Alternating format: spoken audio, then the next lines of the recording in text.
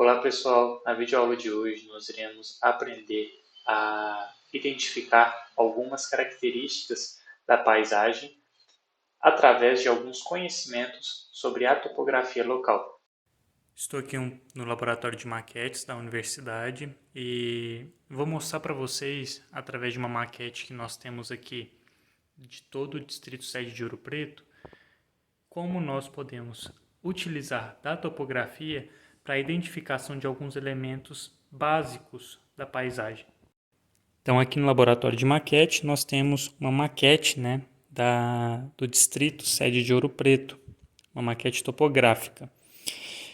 Essa base topográfica, ela foi construída na escala, se eu não me engano, de 1 para 10 mil, e essa maquete ela não tem informando qual que é a escala que ela foi construída, então eu não consigo dizer para vocês isso com precisão.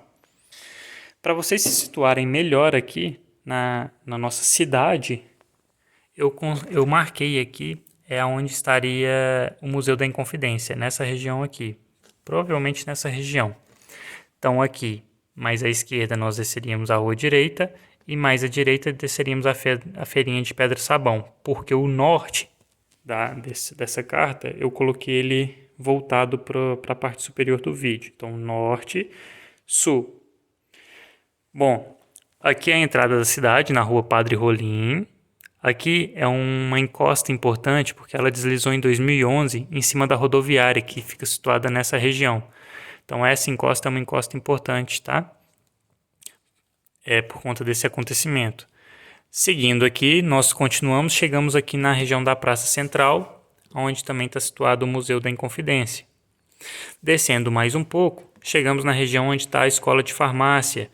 Descendo mais um pouco, encontramos o Morro da Forca. Eu acredito que aqui estejam faltando algumas peças, porque o Morro da Forca ele apresenta cota superior à cota de onde se encontra a parte mais baixa da Escola de Farmácia. Então eu acho que estão faltando algumas peças aqui.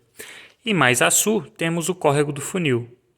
Como eu vou saber para qual direção corre o Córrego do Funil? Bom, como eu estou com uma maquete topográfica, é só eu procurar saber qual lado tem o maior número de folhas de papel. No caso aqui do córrego, que é a parte mais baixa de toda a nossa maquete, a região mais a sudeste apresenta menos folhas que a região sudoeste. Então a gente pode concluir que o córrego corre da esquerda para a direita. Agora vamos aproveitar a maquete para exemplificar algumas características importantes para a análise da paisagem baseados na topografia, ok? Uma coisa importante que a gente analisa e a topografia nos ajuda nisso é a delimitação da rede de drenagem natural. Como a gente delimita a rede de drenagem natural? Através das curvas de nível. Curvas com o formato côncavo, no sentido horizontal, são o caminho preferencial da água. E curvas no formato também côncavo, no sentido vertical, são o caminho preferencial da água. Esse caminho preferencial é o que nós chamamos de talvegs, né? Vamos exemplificar alguns talvegs aqui. Observem essa região. Essa região aqui, ela apresenta alguns talvegs muito importantes, como por exemplo, esse primeiro e esse segundo. Isso significa que esses caminhos são os caminhos onde, durante as chuvas, a água percorre de uma forma preferencial. Óbvio que ela vai escorrer ao longo de toda a superfície, do terreno, porém, a maior quantidade de água vai se direcionar para os talvegs. Então, através das curvas de nível, considerando aqui o formato côncavo na horizontal, então vistos de cima, olha, ele apresenta um formato côncavo. Lembrando aqui, gente, que esse formato é definido da seguinte forma: as curvas superiores vão cobrir as curvas inferiores, porque para o lado aqui preferencial da água, ele é côncavo, né? Mas para o lado superior, ele é convexo. Então nós temos que analisar dessa seguinte forma, ó. As curvas, elas têm esse formato côncavo, né? Então o talude tem esse formato côncavo, mas as curvas superiores, elas cobrem as curvas de nível com cotas inferiores, ok? Então aqui, por exemplo, ó, eu tenho um encontro de dois talvegs nesse ponto, ó, um talveg à esquerda e esse talveg à direita, que também se ramifica em mais dois pontos. Então nós vamos formando uma rede de drenagem. Conseguem visualizar? Ó, a rede começa no topo, ó, aqui em cima. Ela vai caindo, chega aqui, ela vira para cá e aqui ela desce para cá. Agora, se é o contrário, as curvas inferiores cobrem as curvas superiores. Nós não temos um talveg, nós temos um divisor de água. Então, durante uma chuva, a água que cai sobre esse morrote, ela se divide em duas direções, uma à esquerda e uma à direita. E essa linha que liga os pontos de maior curvatura em cada uma das curvas topográficas é o que nós chamamos de divisor de águas. Para ficar mais claro para vocês, eu vou desenhar aqui algumas curvas de nível.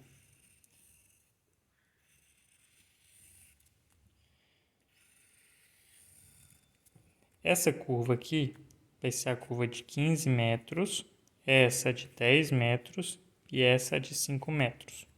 Vou desenhar aqui outras curvas. Porém, dessa vez, essa curva aqui vai ser a de 5 metros, essa intermediária de 10 metros e essa aqui será de 15 metros. Qual dessas representações é um talveg e qual dessas representações é um divisor de águas? Bom, o talveg ele apresenta as curvas superiores envoltas das curvas inferiores. Então, essa de cá é um talveg. E como nós definimos o traçado do talveg? Nós pegamos os pontos de maior curvatura em cada uma das curvas de nível e ligamos esses pontos. Aqui temos a nossa linha de talveg. Já nessa daqui, como as curvas inferiores estão cobrindo, as curvas superiores, nós temos um divisor de águas.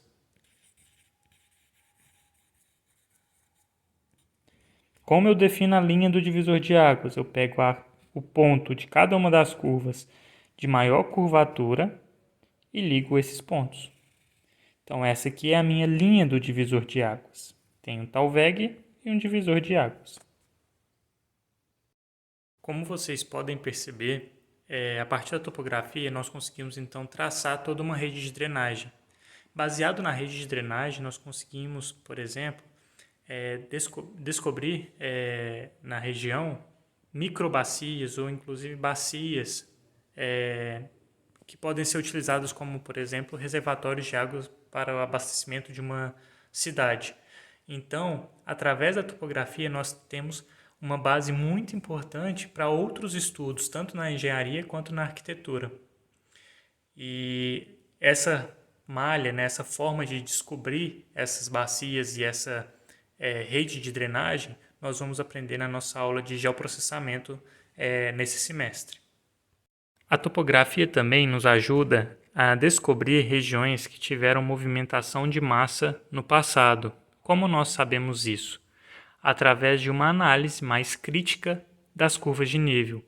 Curvas com cotas superiores, quando essa região apresenta um movimento de massa, elas voltam-se para uma determinada região e as curvas mais inferiores voltam-se para a região contrária às curvas superiores. O que isso significa? Significa que um material que estava na parte superior se movimentou e depositou-se na parte inferior, o que gera então essa modificação na paisagem. Aqui, por exemplo, eu vou aqui no Morro da Forca, que é uma região onde a gente sabe que teve movimentação de massa, Olhem aqui, as curvas superiores estão voltadas para cima, mas as curvas mais inferiores se voltam para baixo. O que isso significa? Pode significar, óbvio que a topografia é só um indício, mas um dos que podem dizer isso. Isso pode significar que essa região aqui, voltada para cima, teve uma movimentação de massa e esse material movimentado se depositou na região mais abaixo, fazendo com que as curvas mais inferiores voltassem-se para o lado oposto às curvas superiores. Outro ponto que pode mostrar a presença dessa movimentação é essa região aqui mais a nordeste. Olhem, as curvas superiores voltadas para cima e as inferiores voltadas para baixo. Isso pode nos gerar, né, a interpretação de que aqui provavelmente teve uma movimentação de massa.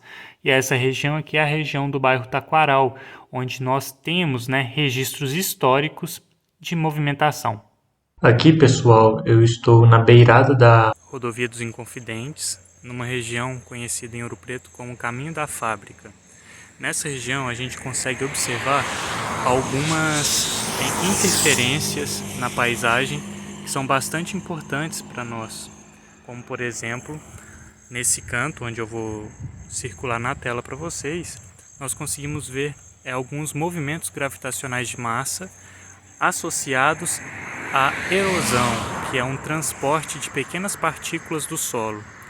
Óbvio, como é de se imaginar, que quando nós edificamos ou modificamos a paisagem nessas regiões, nós estamos nos submetendo ao risco de um deslizamento, ao risco de um recalque na nossa obra, seja ela uma via ou seja ela uma edificação, né? Porque naturalmente o terreno já está suscetível a esse tipo de evento, né, natural, como é o caso da erosão e dos movimentos gravitacionais de massa.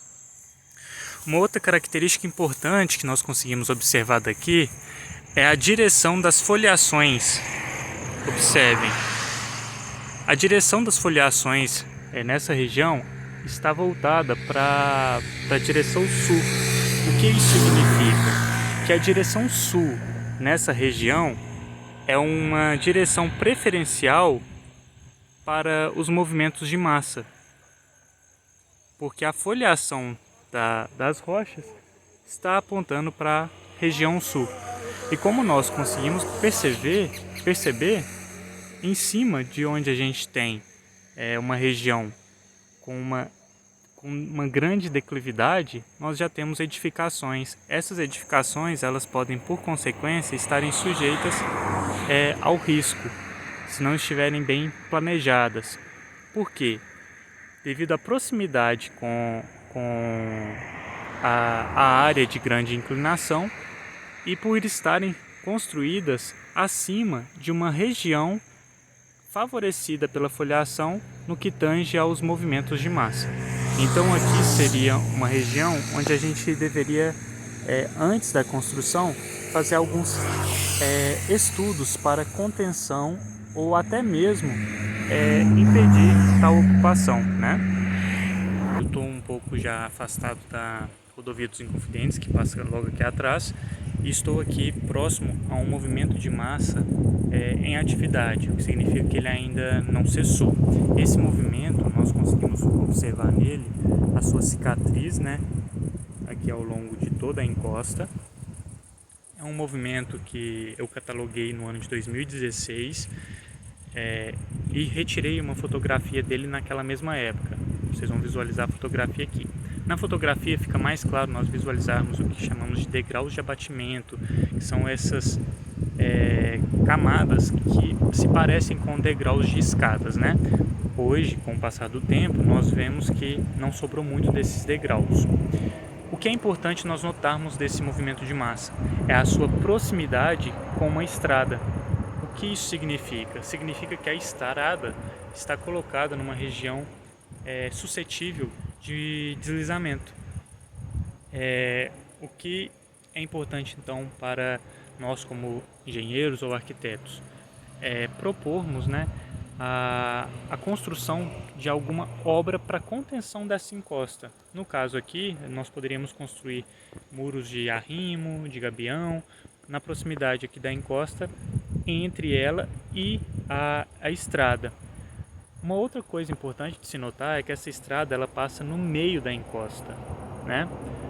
Mais abaixo nós temos um pouco mais de encosta a seguir, ou seja, esse movimento ele pode não estar acontecendo só nessa região, ele pode ser um pouco mais profundo. Caso ele seja mais profundo, uma obra de contenção apenas aqui na proximidade da estrada não é suficiente, mas uma obra de contenção na estrada e uma segunda obra de contenção mais abaixo da encosta seria o ideal.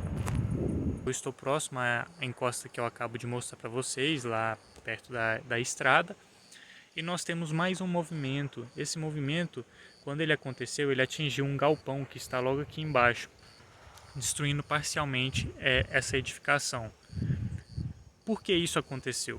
Isso aconteceu devido às características, né, geológicas do local e devido também às suas características topográficas, ou seja, a sua alta declividade. Nós notamos ali que o que sobrou da encosta está bastante íngreme, ou seja, apresenta uma declividade considerável e perigosa para a ocorrência desses movimentos de massa. Algo que poderia ser evitado são as construções nas proximidades desse tipo de encosta, ou seja, encostas muito íngremes, e onde nós temos ao seu redor alguns registros de movimentos de massa passado, o que nos leva a acreditar que essa é uma região que já é naturalmente suscetível a esse tipo de evento. Muitas vezes é necessário a modificação da paisagem para a implementação de alguma obra. Essas modificações elas podem incluir, por exemplo, cortes ou aterros, né, nos taludes, nas encostas naturais, a fim de transformá-las em taludes. Aqui temos um exemplo de um aterro, ou seja, a encosta, né, na sua topografia natural, apresentava cotas mais irregulares e uma inclinação mais acentuada, que não era o ideal para a construção desse galpão aqui em cima. Então, o que os arquitetos e engenheiros realizaram? Eles definiram uma cota base, né, para a construção da, da, do galpão, e com essa definição, né, dessa cota, foi se calculado o volume de terra suficiente para a construção desse aterro, ou seja, para a construção de uma adequação da topografia original. Então, transformou-se o que era mais irregular em uma obra mais plana, a fim de construírem a edificação aqui em cima. No caso dessa obra, foi feito então um aterro, porque se desejava cotas mais elevadas nos pontos da encosta. Agora não temos mais uma encosta, tá? Isso é importante. Como ela foi modificada, ela passa a ser chamada de talude. Por sua vez, algumas obras, elas ao invés de um aterro, elas necessitam para uma regularização, né, a uma determinada cota, um corte. Aqui no caso, próximo ao EPA, nós temos uma obra de corte, onde uma encosta natural foi cortada, a fim de se obter o mesmo nível da rua para a edificação. Então temos todo um corte que é ao entorno do terreno a ser edificado. Nota-se que em cima, na base do EPA, um muro de contenção do tipo gabião, que utiliza o peso das próprias pedras como uma forma de contenção, e por não ter material, né, entre as pedras, ele permite a passagem da água de uma forma mais eficiente, né? Então ele é um muro autodrenante. Além de ser um muro de contenção, ele permite a passagem da água nessa região. Essa foi então a nossa videoaula. Eu espero que vocês tenham gostado e se interessado um pouco mais sobre esse aspecto mais prático, tanto para a engenharia quanto para a arquitetura, relacionados à topografia. E espero que vocês utilizem desse conhecimento aqui adquirido ao longo das demais disciplinas que vocês farão ao longo do curso e também durante a vida profissional de vocês.